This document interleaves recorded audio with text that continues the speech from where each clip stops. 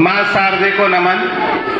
आज के इस कैरियर डे के उपलक्ष्य में सम्मानित मंच, मेरे विद्वान साथी बंधु, विदुषी मैम, प्यारे छात्र छात्राएं, मैं आपके विद्यालय में एक गणित के टीचर के रूप में कार्यरत हूं। तो गणित का टीचर कैसे बना, एक बार मैं मेरी कहानी भी बता देता हूं आपको। जब मैंने 10वीं के बाद यानी कि 75% के साथ मैंने जब 10वीं उत्तीर्ण की थी, तो गणित के अंदर ही मेरे हाईएस्ट 89 नंबर आए थे।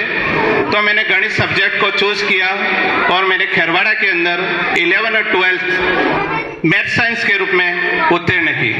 अब 10वीं के बाद हमारे पास 3 सब्जेक्ट मिलते हैं आपको। 3 वर्ग हैं, कला वर्ग है, साइंस है और कॉमर्स है। मैंने साइंस वर्गों को चूज किया। उसके अंदर 3 सब्जेक्ट आते हैं। एक तो होता है अपना फिजिक्स, केमिस्ट्री और मैथ। जो विज्ञान का टीचर बनता है वो बायो लेता है, लेकिन आज के अंदर गणित और बायो दोनों पढ़ते हैं बच्चे। अब इसके बाद मैंने मेरे कैरियर को काफी, यानी कि मैंने सोचा नहीं था कि मैं एक टीचर बनूंगा। मैं इंजीनियर के लाइन में जाना चाहता था, लेकिन वो नहीं हो सका। तो मैंने फिर कॉलेज प्रारंभ किया। जैसे ही मैंने कॉलेज पूर्ण किया, मैंने सबसे पहले एमबीए के लिए मैंने जोधपुर के अंदर 6 महीने एमबीए किया। मेरा कोई उसके अंदर रुझान ज्यादा बढ़ा नहीं, इंटरेस्ट नहीं बढ़ा। 6 महीने के बाद मैंने फाइनेंस के अंदर मैंने एमबीए करना जो लिया था उसको फिर मैंने छोड़ दिया। लेकिन मेरे पास एक लास्ट ऑप्शन बचा था टीचर बनने का। तो फिर मैंने पीटीटी का एग्जाम दिया, टेस्ट पास किया और इसके बाद मुझे एक अच्छी कॉलेज बीएड के रूप में उदयपुर के अंदर सबसे पुरानी कॉलेज है गोविंदराम शेख सरिया विद्या भवन के अंदर से मैंने बीएड किया। 1 साल का बीएड जैसे पूर्ण किया, 2015 के अंदर मैंने पहली बार आरपीएससी सेकंड ग्रेड का एग्जाम फाइट किया, जिसके अंदर मुझे निराशा लगी। यानी कि 0.10 से मैं रह गया था, सिर्फ 0.10।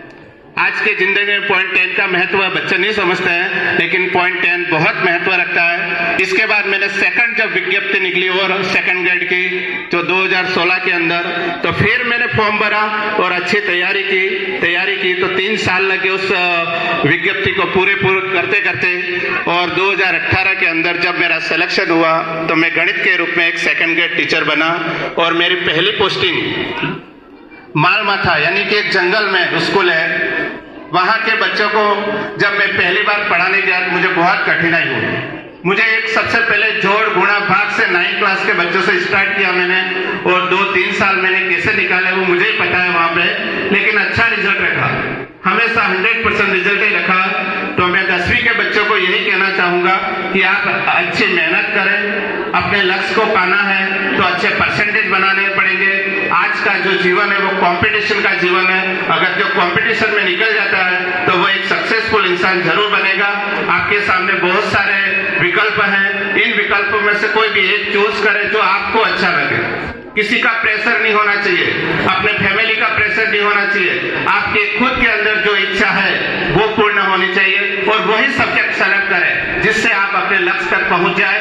इस बीच में मैं एक छोटा सा वक्तव्य बताना चाहूंगा कि एक बार एक शिष्य था, अपने गुरुजी के पास जाके बोला कि गुरुजी, what is the secret of success, what is the secret of success.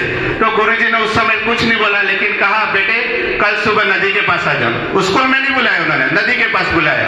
और जब वह सुबह गुरुजी भी पहुंच गए, शिष्य भी नदी के पास पहुंचा और कहा, गुरुजी यहाँ क्यों बुलाया मुझे? तो उन्होंने कहा, चल नदी के अंदर उतर। तो बच्चा तो उतर गया शिष्य, तो पीछे पीछे गुरुजी भी उतरे। जैसे जैसे आगे गया, पानी का स्तर उसके गले तक आया, फिर और गहराई में गया तो नाक तक आया। तो वो गुरुजी से बोला, सर मैं तो डूब रहा हूं, अब क्या करूं? तो गुरुजी को गुस्सा आया, उन्होंने कहा उसकी मुंडी पकड़ी। मुंडी का मतलब सर पकड़ा और डुबा दिया उसको। वो अंदर ऐसा तड़पता रहा और थोड़ी देर हुई, जैसे मुंडी उसकी बाहर निकाली तो वो शिष्य बोला, गुरुजी ये क्या था? तो गुरुजी ने बोला, शिष्य ने बोला कि गुरुजी ये क्या था? तो गुरुजी ने बोला, secret of success. What is secret of success? थोड़ी देर हुई, ये कैसे सर? तो फिर गुरुजी ने बोला कि बेटे, जब तेरी मुंडी मैंने अंदर डाल के रखी थी तुझे कैसा महसूस हो रहा था? तो शिष्य बोला, मुझे सर लग रहा था कि मैं कब मेरी मुंडी बाहर निकालूं और मैं सांस लूं, अच्छी तरह से सांस लूं। तो फिर सर ने बताया कि जिस तेरे दिमाग के अंदर सक्सेस होने के लिए लिए ये तड़प पैदा हो जाएगी, तो एक सक्सेसफुल इंसान बनेगा और एक बेहतरीन इंसान बनेगा और अपने आप में कुछ अलग करके दिखाएगा। इस तरह से आपको भी मैं कहना चाहता हूं, कुछ करना है तो मेहनत करनी ही पड़ेगी कि रक्त हौसला वो मंजर भी आएगा जब प्यासे के पास चलकर समंदर भी आएगा। थक हार के ना रुकना है मंजिल के मुसाफिर, मंजिल भी मिलेगी और मिलने का मजा भी आएगा। Okay, thank you.